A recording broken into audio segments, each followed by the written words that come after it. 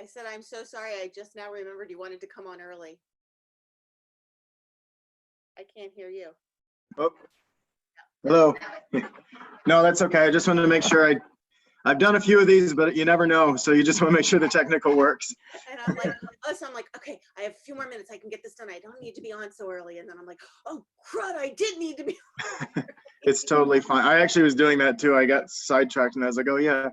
I'm like, I'm trying to post like all the updates that I get from NJBIA, the Chamber, Yeah.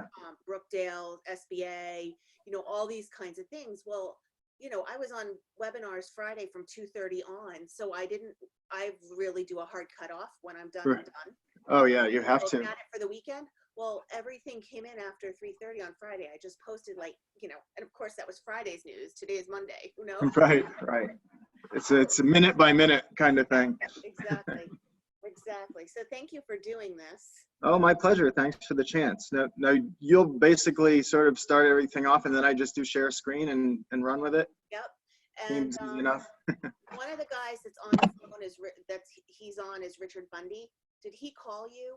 Yes, Okay. yes. Good. So I tried to just kind of fix his problem over the phone when he called me. And I don't know because of the Google situation and he doesn't have a website and he doesn't, so. He doesn't even have email. Yeah, so I tried to do I'm a power user, so sometimes Google will just let me edit things. Mm-hmm. But you have to kind of proof, and he doesn't have like a website to point to that says this is his name or these are his business hours. So. Right. Well, But, they keep calling me, those same people, and I'm like, oh no, I know my Google listing's good. I have right. someone who checks mine for me. I'm good. Yeah, it's too bad that he did that. Yeah, I know, I did too. I'm like, oh, Richard, no. But at least he called, so. But hopefully we'll get him straightened out. I'd emailed him some stuff, and I knew he said he was joining this. So yeah. I hadn't heard back from his email, but I'll follow up again too. He doesn't really email much, Okay. so, yeah. And I told him it may take a few days for Google to approve, but sometimes, especially during this, I think with Google My Business, since Google views it as a free thing, they don't back it up with any support during this thing.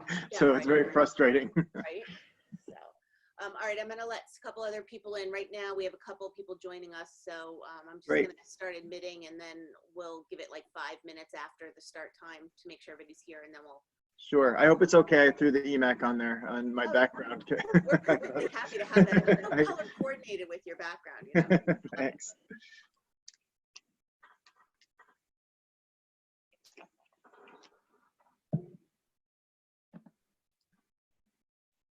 Hi, everyone. Hello, everybody. They're all setting up. Connecting. Yes.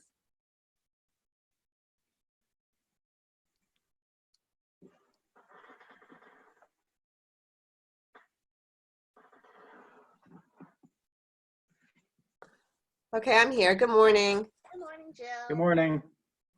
Jeremy, I don't know if you've ever met Jill. This is my assistant, Jill Stryker, and this is Jeremy Skillings. Hello, just email, but I don't know if we've met in person or not. No, I'm not sure. Maybe at the, were you there at the horse track in January when I spoke? Yes. We may have met then. Yes. Thank you That for seems joining. so long ago. I know, right? Lifetime ago. Feels it.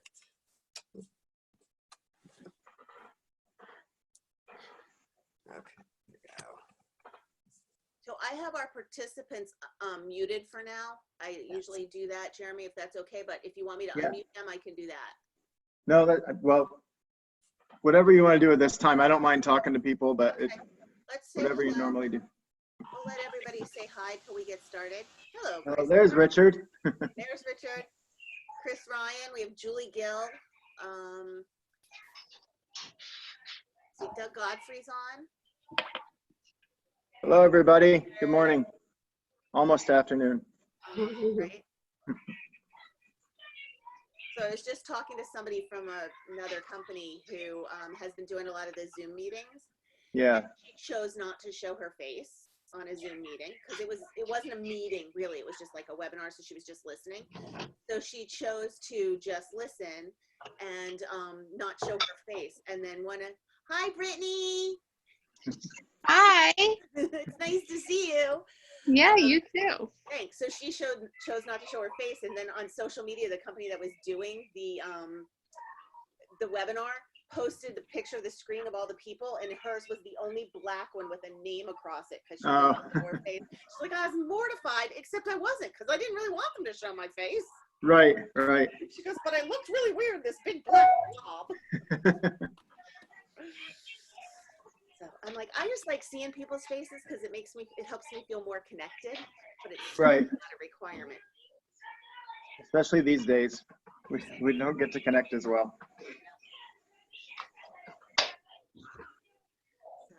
Brittany, it's so nice to see you. Yeah, you too. How are you? Good. You hanging out? Enjoying Yeah. life?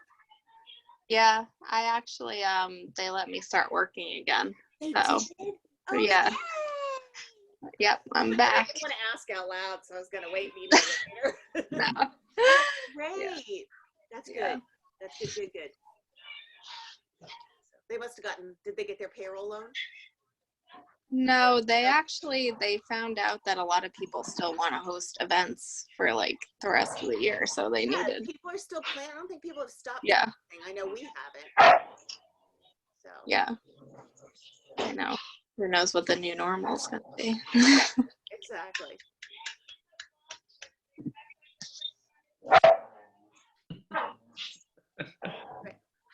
What are you laughing at? The barking dogs in the background, Rich? It's wonderful. You know, I've heard so many things in the background, you know, meowing cats, not here, but in other things. So this is my internet sensation. Can you guys see him? Oh, yeah. Oh, yeah. I thought Jen said we were just on mute. You were That's what I originally, thought but she you're not said. now. Yeah. I guess we're Sorry, not. I have two 12-month-old puppies that are coming into their own. We'll mute when we get started. We just thought we'd say hello first, give everybody a chat hello time. My dog is quiet all day unless I'm on a Zoom, and then it just knows. Just bark. It's like your children when they know you need to be on the phone when you're working. Yeah. Right. So, yeah, no, this is my whopping, energetic, enthusiastic dog. Living the life. He's so happy. I don't know what he's gonna talk about depression. I think veterinary psychologists are going to become very important after this because these pets that are now, oh, look at how cute they are. Right. These, you know, the pets are going to be like devastated and alone when Yeah. at work. Oh, it's going to be quite an adjustment. Yeah. Mr. Snoozy Pants over here is going to be very unhappy. Go play. All right, it looks like everybody's here, so I'm going to now mute everyone, except for Jeremy, which I think I can do it. You, Jeremy, are you good? You're good. I'm good, I think. You're good. Oh, wonderful.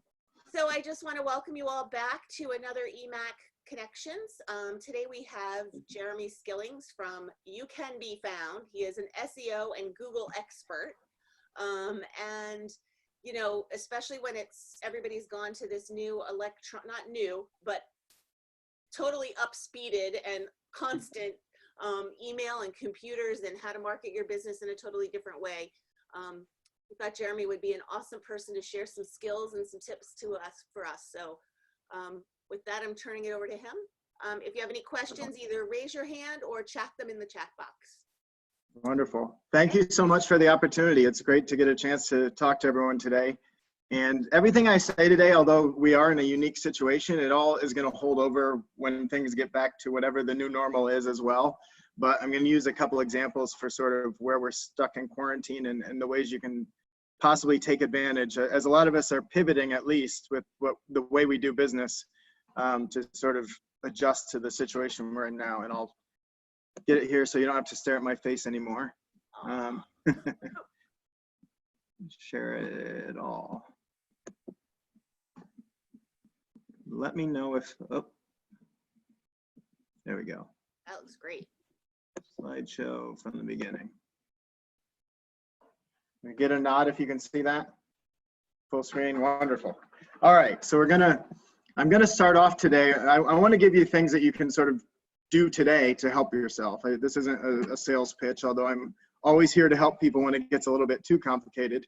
But I want to give you tactics today that you can take home to help yourself out, and sort of a roadmap on ways to take advantage of Google now that everybody's stuck at home. It's pretty much the only way to get in front of people these days because we're all inside and on our computers. So I'm going to start with a topic that is actually a little uncomfortable these days. Don't worry, Jennifer. It's not a. I trust you completely, Jeremy. I'm not worried. In these days of social distancing, we're going to start off with proximity. So, and it's really important with a lot of facets of SEO and PPC. And when I say PPC, I'm talking about pay-per-click, which is what Google Ads is. That's what people know. Google AdWords, or now they've rebranded as Google Ads. But you'll see the different forms of proximity as I go through this. So as a lot of us are local businesses, so we have a local market. And for years, the top ranking factor for local searches that sort of trigger those map results was proximity. So you don't have a whole lot of control over that. A lot of people would try to cheat at it and have 15 different addresses so that they were closer. But when Google started doing local search, it was actually based on the address of the post office for a town. So if you wanted to show up as a carpenter in Freehold, the closer you were to the Freehold post office was actually a ranking factor. Now they've gotten a lot smarter over time, and they've figured out where the actual searchers are by their phones and all that kind of creepy stuff, but that it also makes it useful for when we're searching things. So, but nowadays, even with that, think about location as a way to show up. So we're in this crazy world now where we're all stuck at home, and the way to sort of take advantage of start showing up in Google is to be very specific. And as an example, if you want to show up as a couple of the businesses that have actually come to me in recent weeks to sort of, because they're more in demand these days, are things like psychotherapists. And we just talked about therapists for animals in the coming months. But if you wanted to just show up for psychotherapists, as someone searched that, you're competing against every psychotherapist in the world, basically. But by breaking it down to targeting psychotherapists in New Jersey or psychotherapists in Monmouth County, those specifics drastically reduce your competition. So, and they also get what we call long tail keywords. So you're closer to that specific need of the user. So the opportunity now is to find these more specific ways to show up. There's less people searching for that, but there's also a shorter distance to actually showing up and getting found and getting business from it. So I'm going to take you through some steps today. And then at the end, of course, I'll answer questions. I'm used to, when I do these talks, I usually take questions as I go, but I think that's a little tougher in this format. So hold your questions, and I'll definitely try to answer them at the end, and we'll walk through this. So content siloing and topic proximity. So this is really useful for your website. The old days of sort of, and I just actually had a talk with I'm sorry? Your mic keeps going in and out. Uh-oh. Hopefully that doesn't continue. I'll try to. Is it pretty bad? When it goes out, it's really, really faint. It's almost like you disconnect and then it comes back. I'll try to get closer, and maybe that'll help. That's good. Okay. That's fine. So with content siloing and topic proximity, it's really about almost looking at your website as a number of different websites on that same domain. And as an example of this, we'll look at my site a little bit. So don't lead with home. That's sort of an old school way. So your website, and a lot of them that were built even last year, lead with home in their navigation. Typically, everyone has understood and gets that your logo is going to take you back to the home page. But the idea is to break down your information that you're providing and your main services into 3 to 5 major silos or content areas. It's information architecture to help your users sort of figure out what you're doing. And by doing this on your website, for example, mine is broken down into SEO, digital ads, local search, other digital marketing. Now, under those is where you put all of your subcategories, and that's where you start getting more specific with what I'm going to talk to you about in a minute, about specific content. But that way you can fit everything into these silos, and those silos have their own strength as well, because Google looks at groupings of content to give you authority on a subject. The more content you have sort of supporting these core concepts, the more your overall website is viewed as an authority on it. One of the big acronyms in the SEO world is EAT, which stands for expertise, authoritativeness, and trust. And that's what Google says they're looking for from your website. And so this is one way to build it, is to have a lot of content around your subject, providing your users information about it, and putting them in silos from those main topic areas. Prioritize your topic areas, just because the one in the farthest left at the top, Google gives the most sort of power to. They think of that as your #1 topic. So with me, I spend most of my time in SEO, although I do a lot of these things, but I lead with SEO. Also, a little tip is to consolidate your info at the end. So if you have a blog and you regularly write about a lot of your different services, tag, if you're in WordPress, you can tag your blog posts with sort of what the general topic is, and then you can consolidate that topic under. So if you look at the bottom of my silo for SEO, it says SEO news, and that's just a link to a page that has all of my blog posts about SEO, and you can do the same thing with every topic.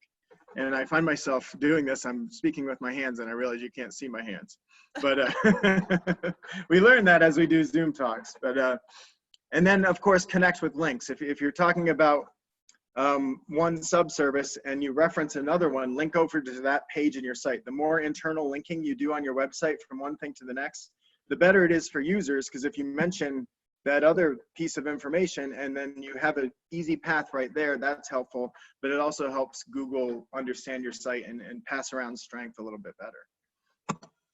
Coming back to, you've already seen this slide, but I wanted to go down to the last two little pieces here.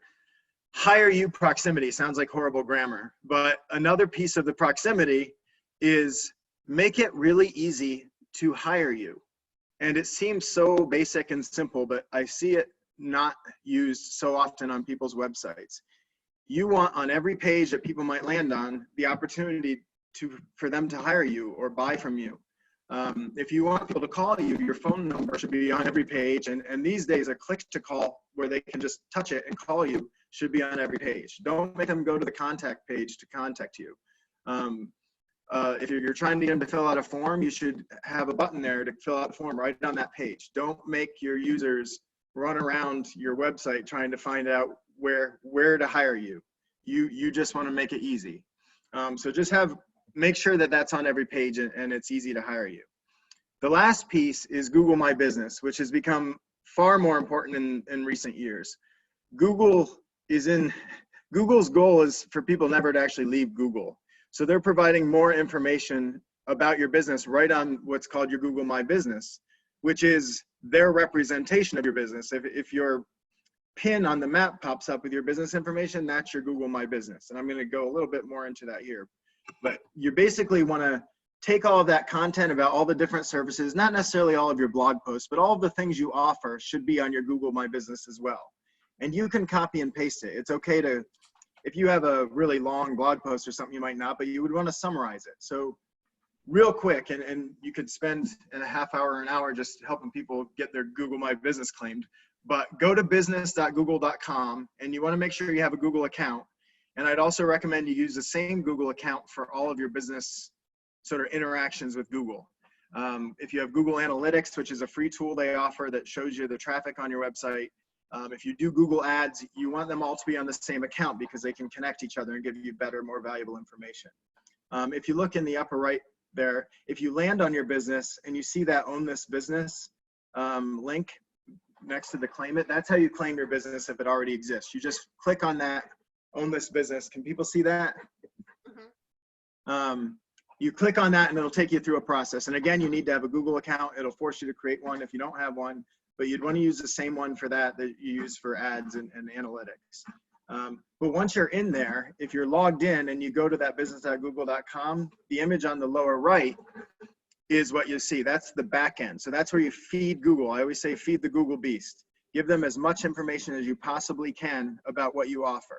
And again, this is a great place for these pivots. So 2 or 3, or more than 2 or 3, but there's a lot of new keyword phrases that have shot up in importance. And we all know curbside, virtual, Zoom, contact free. Those are, and not all businesses necessarily have that aspect to them, but these are sudden keywords that you can rank for if you offer those services.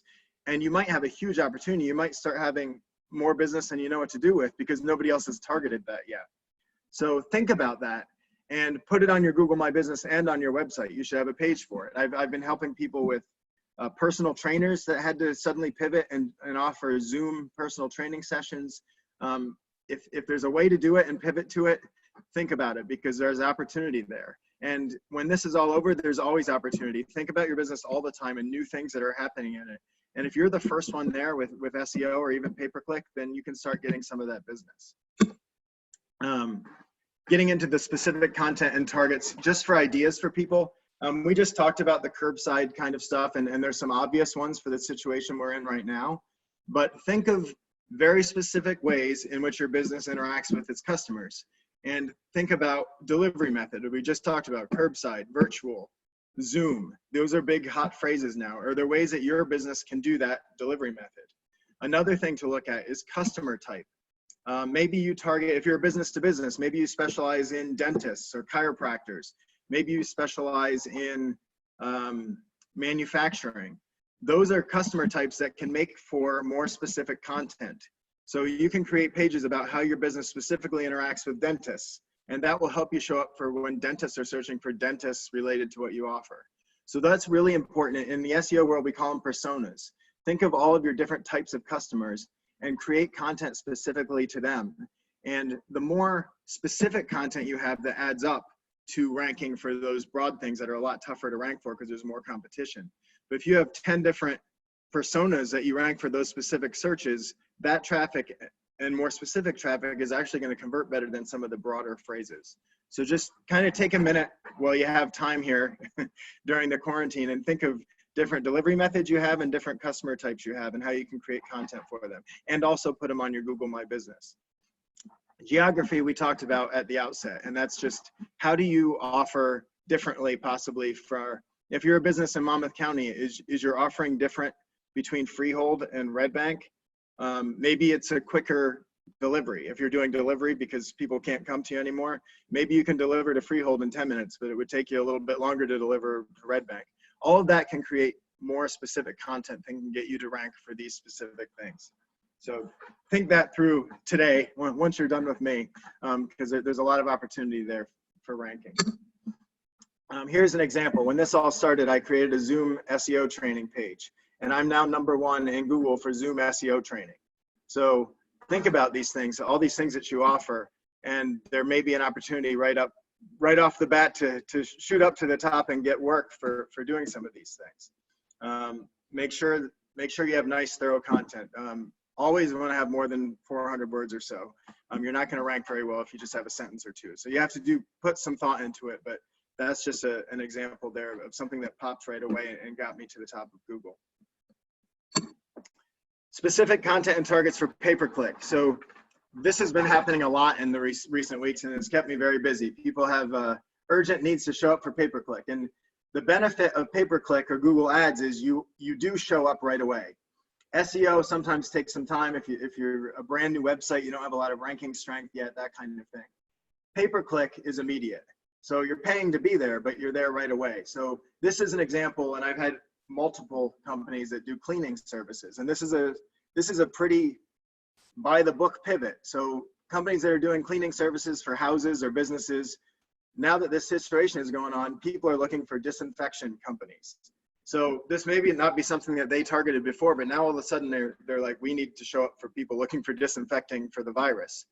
And when you do Google pay-per-click, and again, this could be a 2-hour presentation on its own, you need to be careful. When Google calls you, there's scammers that pretend they're Google, and then there's Google that is a scammer themselves. And I know that's strong. I know that's strong language, but even Google, when their default to help people and set up campaigns is really, really general. Their method of operations is to be as broad as you possibly can, which wastes a lot of your money. So they want to put you out there for everything and then figure out what works and then kind of focus on that. But small businesses don't have time to waste thousands of dollars to figure out what works. So you want to go into it knowing what works, and you want to be specific. So just really quick, the keyword, the way this is set up where there's a plus before these words, that means when you're setting up a Google ad campaign to target phrases, that plus means that word needs to be in the person's search. So I recommend to everyone to have at least 2 words that you force to be in the search. The way Google would do it is they would just say virus cleaning. That would be your search keyword. And without the pluses, it's called what's called a broad match. And people don't know this, but that just means that Google can make your ad show up for anything that they deem relevant to virus cleaning, which I would say from the number of times I've fixed people's Google Ads campaign, at least half of that is garbage and just wasted money. So just be careful, try to be as specific as you can. It's easier to start too specific and then broaden it up a little bit than it is to waste a lot of money starting too broad and getting tighter. The way pay-per-click works is you want to be as specific as you can with the keywords, and then you want your ads to match what those people are looking for. So another error a lot of small businesses make is they just send everyone to their homepage. You want to make it as easy, we talked about before, as easy as possible for people to hire you. So if you're going to advertise for virus cleaning, you want to have an ad in there that talks about virus cleaning. You don't want to just have a generic ad about your company. More people are going to click when they see that. If you're certified for something, my last client that asked me to help them with this, she said, I don't think anyone knows what Siri certified even means. And I said, people want to see that you're certified in something. They might not know what Siri is, and maybe they'll look into that, but I'd rather hire someone that I see is certified, even if I don't know what that certification is, than someone that's just generic, especially with a lot of the weird companies out there sort of scammy with this stuff. And then lastly, you want to send them to a page that's exactly about that too. So once they've clicked on this ad, they don't want to land on your homepage. They want to land on a page that talks about how you are Siri certified and that you do virus treatment and disinfection. So if you're doing pay-per-click, starting with that, don't go broad. Please, please, please don't go broad. I've seen way too many people waste a lot of money, and it's horrible to see. I've seen people waste over thousands of dollars on this stuff. So just be careful and be specific. I'm going to go through this really quick. This is a really important aspect of SEO. Just think about your links. The way Google views SEO in your ranking for organic search, which is the not paid side of things, any website that links to you is like an endorsement of your website. So the more you have, the more you're going to rank higher for different things that you're trying to rank for. Again, this is a full day kind of thing that you get into, but just think, another piece of homework for you today is think of all the relationships you have as a business and whether they can become links to your website. A great example of that is a Chamber of Commerce. So if you're a member of a Chamber of Commerce, that link is telling Google a story about your business. It's telling Google you're active in this geographic area that the Chamber of Commerce serves, and it gives you relevance toward that. So there are a lot of different ways to get links. Every link, like I said, tells a story. A more national, like a blog or a national news site or something like that, maybe a stronger site that sends strength, but it's less specific to geography. You need a little bit of all of that. So if you sponsor a Little League team or local charities, all those links help. So think about that, because links, as you'll see on the next slide, are a huge part of the ranking algorithm. Now there's literally hundreds. People always ask, is this a factor? Is this a factor? And I almost always say everything's a factor pretty much, but it's a matter of what factors move the needle. And that's how I help small businesses. We focus on the things. There's a lot of, I'm sure we've all gotten them. You get these scare emails that tell you that your website is failing at everything with SEO. Almost every site is failing at different things for SEO, but you don't want to fail at the things that matter. And links actually matter. So the things, and this bothers me, but I see that there's a typo for Anchor, but I borrowed this from Moz, which is a trusted SEO authority, so that's their typo, not mine, where it says Anchor text. But you see what's highlighted here. All 3 of these are based on links coming into your website. The trusted authority of the host domain is sort of an aggregate of all the links coming into your whole website.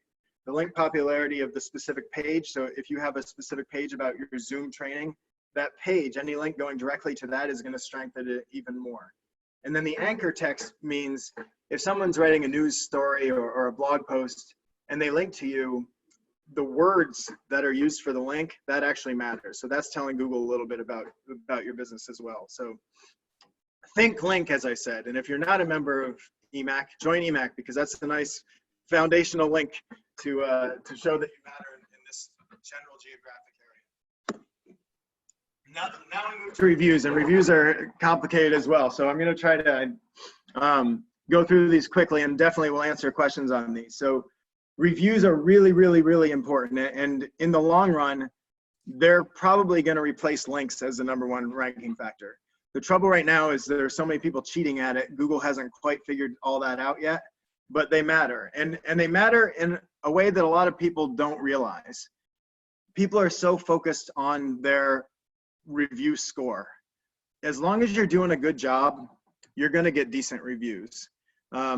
Don't fret too much over one bad review. In some sense, it's good to have a bad review. We've all landed on and seen businesses where they have 400 reviews and they're all 5-star, and we're like, that doesn't look real. And it's because a lot of times it's not, because there are fake review companies. Having a blemish or two actually helps you look real. And it's shown that the average review score between 4.3 and 4.8 actually does better than over 4.8, because the general user recognizes those sort of falsely too high as a negative thing. So don't review gate. And when I say review gate, that means only ask the people you know are going to give you a 5-star for a review. Ask everybody for a review. If you get a negative, just respond. Don't argue with them online, but just say, we're sorry you had a bad experience. Please contact us and we'll try to make it right. Something like that. Just respond to it. But ask everyone, because the more important number are these other things. So the count of your reviews is really important. Keep asking for them. Ask everybody. Everything is relative with SEO. So if you have 5 reviews and your competitors all have 50, then you got a lot of work to do. So you got to keep asking. The frequency and recency of your reviews really matter. So there was a study, and I won't go into too much, but about reviews that people read within the last 3 to 6 months versus a year ago. And it makes sense. If you're looking at somebody's reviews, something from 2 years ago is going to mean less to you because you don't even know if it was the same business owner at that time. So keep the reviews coming in. And then lastly, and this is where it's sort of gone to the next level, is the review content. So ask for detailed reviews. Don't just ask for a review. Say, what did you like about our service? Please be detailed about what you liked about us. A review that says, great job, is less valuable than a review that says, so-and-so company did a great job with this service for me. They were very prompt and they were friendly. All that stuff matters. Even if it's the same score, those words are going to matter. And I'll give you an example of why. And it's become even more. You've probably even seen some of these aggregate reviews, like on Amazon, where they'll actually break down your reviews and say they have a 4.7 score related to service and a 4.4 score related to some other aspect of their service. So Google is now taking the words in your review and making those into categories and giving you scores based on those. Now, the example here is back when the world was a different place in January, I went to Arkansas for a race, and I was in a town called Gamaliel, Arkansas. And I needed a carb load before my race. So I did a search for pasta Gamaliel, Arkansas. Now, none of these 3 sites that showed up, these were the top 3 in Google. None of them had a website. They were just Google My Business. They had no websites attached to them with content. Also, they did not have pasta as a category. So you see Italian Garden Dining is listed as Italian. That's a category of their business. We have 2 Italians and a pizza.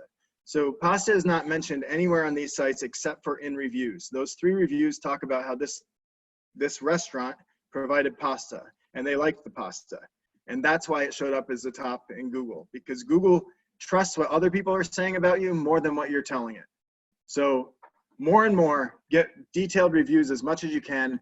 Every business is a little different. It's a little easier for an Italian restaurant to ask for reviews than maybe a divorce lawyer or something like that. But everything is relative, and it's good to just keep asking reviews because they will come. So whatever you do, ask for a detailed review. And that's the end. So just remember, I'm your resource here. You can find the slide deck, the PDF of it at youcanbefound.com/presentations. And my digital business card was on there too, but I don't have that memorized. It just went away. Or I'll stop the share.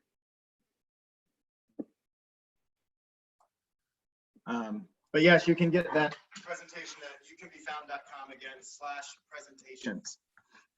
And I open it to questions if anybody has questions. I know it's a lot of information at once. I sent you a chat question. Oh, wonderful. Where and how do you ask for reviews? On Google or on your website?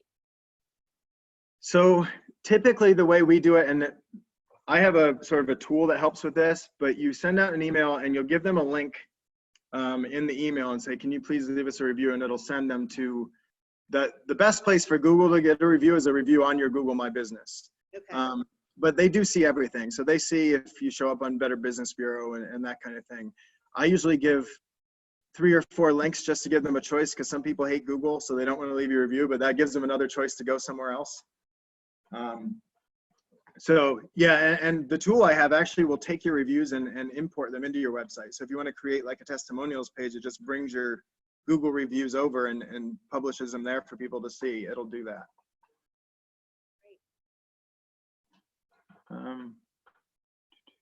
Anybody else have any questions?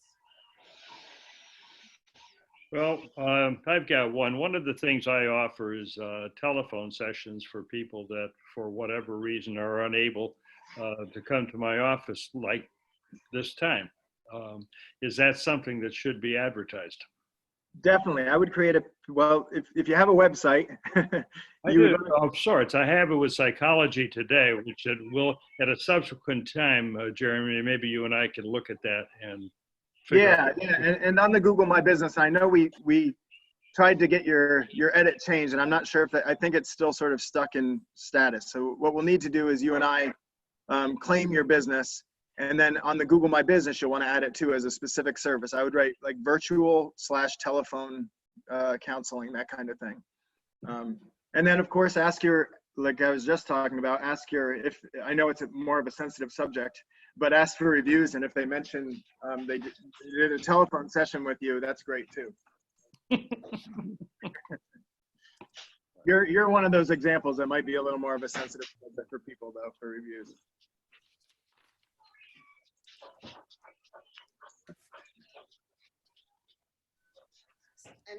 Jeremy, I have a question. Yeah.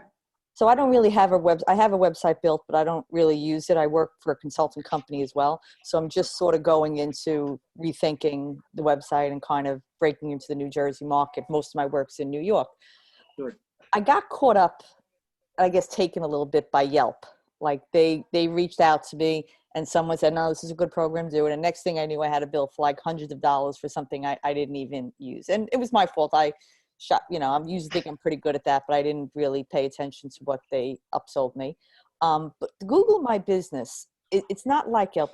Am I correct? I had to step away for a second, so maybe I missed this. You could start with Google My Business and not necessarily have a website that you feel is really to push out there to the public, or you should have the website to link right away to Google My Business. Sort of yes and yes. So Okay. You should have a website. Ideally, you have a website because the website attached to your Google My Business is a source of its strength. Mm-hmm. Like those restaurants I showed, they didn't have websites and they ranked. So it's Right. possible to rank without a website. And there's actually, now Google has these little sort of quick and easy websites. So they'll do for you. Well, they won't do it for you, but what they do is they take the information you put on your Google My Business and you can create sort of a lower level website out of that. Mm-hmm. Sort of in the meantime, if you're not quite ready to have a website yet. But yeah, and all that's free. So Right. I would say step one is claim your Google My Business, load it with information. If you're not quite ready to get like a WordPress site or something like that, then look into I don't do a lot of work on the free Google version of the site, but it is an option. I know people that do use it and it works for them. So it can be a first step. And I know you blamed yourself to some extent, but Yelp is really, really scammy. They were really important several years ago, but they're so over the top with aggressive marketing that they've kind of shot themselves in the foot. And I've had issues I've actually had a Yelp person, part of their sales tactic was to tell me that they would stop harassing my clients if I became a partner with them. But to become a partner with them, you have to promise your clients will spend so much money with them. Oh, terrible. So Yelp has to give you, they don't have to, but they want to give you, your business should be on Yelp or else they're not relevant. They want to have all the businesses there, but then they make it kind of seem like you have to pay to be on there, but you don't really. Your data should be able to be there without you paying. It's just, You've already gotten me started, but I'll stop. I'm not a big fan You of made me Yelp. feel better though. Thank you. Thank you. Yep. Diane, you have a question? I just started my, hi. I Hi. just started my business, Lady Dies Accessorize. I sell jewelry and home accessories. Mhm. And I'm just 5 months in, and my biggest problem is how to be found. I have 2 sales in 5 months. So how do I broaden my horizon and get more people going to my page? Do you have a website, or just a Google Yes, My I do. No, I do have a website. I would say if it's easy for you, now it depends on your web developer. I see that we have Stephen Cass here, who's a very good web developer, but sometimes web developers disappear on people. Add as Actually, much. I have GoDaddy. I built my website on GoDaddy. Okay. If it's easy for you to create content pages, I would create pages for as many different specific things that you offer. Okay. Because when you're just getting started, you don't really have any ranking strength. So Correct. the way to try to show up is to show up for a lot of little things rather than going for the big things, because it's just really hard to rank for big things. It takes a lot of strength, which is those links we talked about. But any links you can get from, if you're in, I don't know if you're in BNIs or anything, or the chamber as we talked about, that's all going to help strengthen your site, is getting links from those different things, and it'll help a little bit. Okay. Great. Thank you. Yep. Any other questions?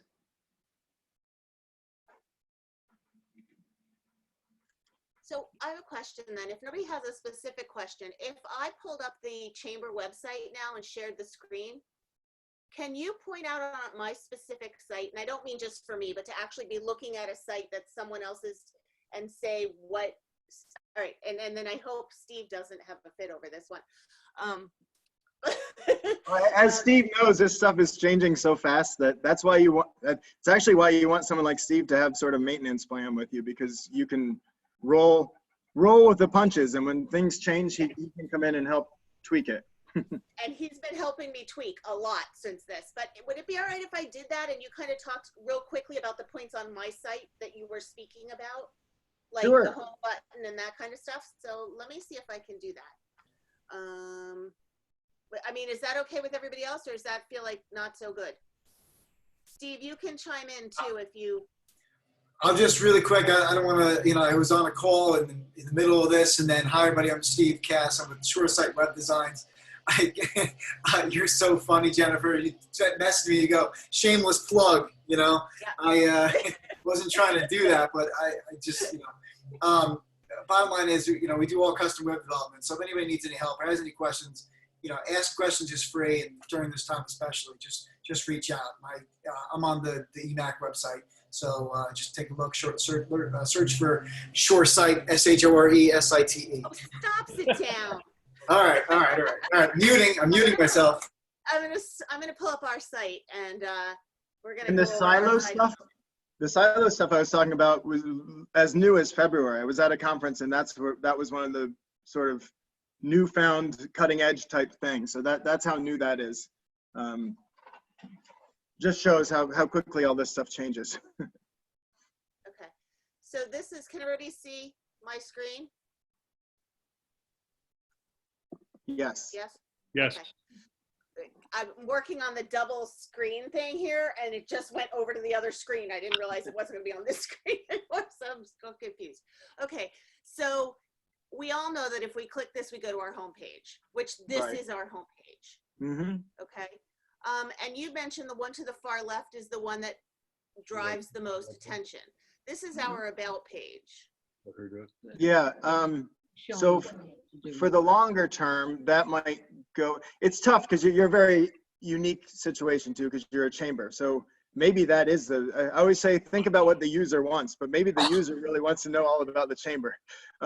If you're calling someone for virus disinfection, you're not quite as worried about the background of the virus infection person. You want to make sure that they do what you're looking for. Chamber is a little unique in that what they're looking for is probably a little bit of your about, because you're a chamber of commerce. But a lot of small businesses, I recommend the about goes sort of to the far right, and you can even put the contact as a subheading and that kind of thing underneath the about. Okay. A lot of times you can even put testimonial, like the about is all the about stuff about the business. So you might have the contact, you might put the testimonials all under that to reduce all the choices across the top. Yeah, because we've recently added quite a few across our top. News has been our big one, and I noticed you said the news, so I was wondering if it was, so on our homepage, I've started posting all the news releases I receive for anything in the state about what's going on. But then there's a lot more than this, so it all goes to this news page, and we've just added the page, and every single post that I have had stays up for a month, so you can go back and look through the history of what's been said by the chambers, government, that kind of stuff. Is that what you were talking about when you were talking about news? Or were you talking about news written like by a blog, which? Yeah, so for my version, I have blog posts. So I'll post once or twice a week with my take on the latest SEO news and things like that.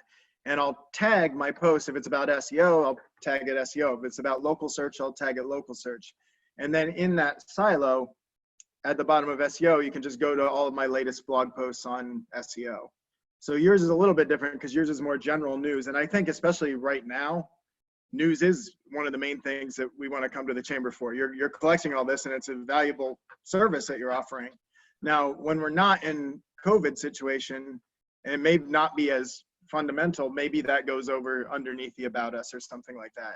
Okay. But I think right now it's critical because that's you're one of those resources people are coming to figure out what's going on. Okay. So then my other question was, when you mentioned links to different associations, that would be beneficial for our chamber to show that we are also members of other chambers, correct? Or not correct? So there's two sides of this. And this is why a lot of people get confused on this. So linking out to another website isn't necessarily building you strength. It's them linking to you. Okay. But there is an aspect of the Google algorithm that likes to see that you, I think it's called top of the mountain part of the algorithm, that you understand what's important in your world. So sometimes they'll say on your about page, or there should be a page somewhere where you do link out to important things that are associated to what you do. So that might be where you do that, but that's not necessarily where your ranking strength comes from. The ranking strength comes from that other association linking to you from your profile or whatever it might be. Okay. It's funny because I know we had something and I don't see it now, so I'm wondering where it is. It's also sometimes, this is a little bit in the weeds, but sometimes it's helpful to, some of these sites are huge. Like I've been on like usatoday.com, but it's some page deep within usatoday.com. So I might put a link to that on my about page because USA Today is a stronger website than my site to help Google find that page. Because Google doesn't, people think Google sees everything. It only sees so many pages, and it doesn't always find every page on a site with thousands of pages. So sometimes it helps to point them to those pages to give you credit for them. Okay. Well, I know that my lovely web designer has done that quite a few times for me. There's links all over my homepage. So even if you only get to there, you can get to any place else. I just don't know where we had connections to one other Red Bank River Center, and I don't know where that is now. So luckily I have their number somewhere else. So all right, that was kind of what I was wondering. Like, I know that we've just added a whole bunch of stuff up across here. And I wondered if anything, if there was anything that you saw on here that we needed that you could point out as a good example or a bad example. The only thing I'd always need to fix it yet. I would tell everyone to just always remember to try to, and sometimes you're too inside. And part of why I speak is because I like to hear, sometimes you get caught in the SEO world and you don't see how other people view it. Always look at your website and try to look at it, and it's tough to, as an outsider coming in to the first time, on a desktop and on a phone.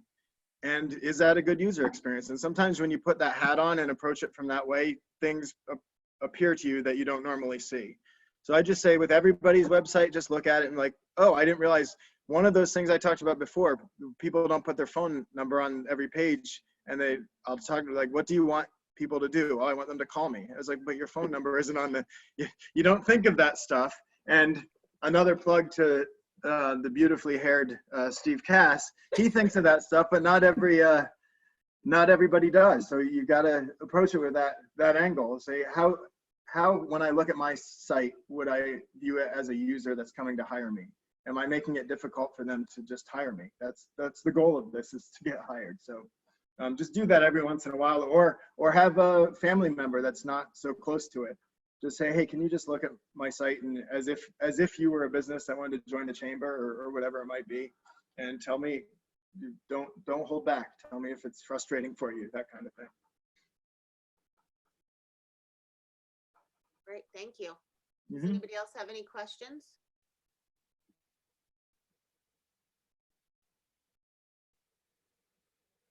No? No, but now I have a lot of homework and a lot to think about. I know, every time I get off one of these calls, I'm like, oh, again? I keep thinking about all this time. Everybody keeps giving me assignments. Which is great, which is very great. Fill Okay, up our days. well, thank you very much, Jeremy. We really appreciate it. Thank you for the chance. And like Kathy said, we all have a lot of work to do now. I just want to remind you guys, this Thursday, we have Elise Leibowitz coming on, and she's going to give us some examples of some really cool things she's done to market her photography business during this interesting time of no contact. She Yeah. really was one of the first examples I saw of how to completely switch and make it workable. So she's going to be speaking, and then on oh wait, no, that's not till Thursday the 30th. Thanks, Jill. Actually, Thursday we have Chris Ryan, who's actually not on camera because he's making lunch for his daughter, but he's actually going to be speaking to us on Thursday about what do you want to say, Chris? What are you talking about? Trying to get unmuted, sorry. I unmuted. What are you talking Yeah, about? I'm just gonna give everyone an update on the insurance world and some of the discounts coming out, some of the different ways that companies are helping their insureds, and obviously talk about the business income interruption and the fact that that's not covered and why. And we'll just go from there, and I'll answer questions and talk about what you could expect from your agents and what you should be going through your agents for. And there you go. All right, perfect. So we try to do a whole myriad of things here. We cover all sorts of businesses for everyone. So with that, thank you guys very much for joining us. Jill and I are both here to help you guys out with emails, or if you call the office number, it does ring to my house. There is no answering machine, so try again or send us an email. And that's about it. So thank you guys very much for joining. We appreciate it. Thanks, Thank you. everyone. Bye-bye. Bye. Thank you. Safe.